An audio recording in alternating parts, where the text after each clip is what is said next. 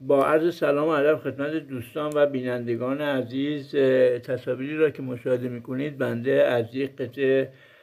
پوست درخت در زوایا و سطوح مختلفی تهیه نمودم که بسیار جالب و شگفت انگیز میباشند و بسی جای تفکر و اندیشه را برای انسان ایجاد میکند و بیاندیشد و تفکر کند که این تصاویر را چگونه خالق این جهان هستی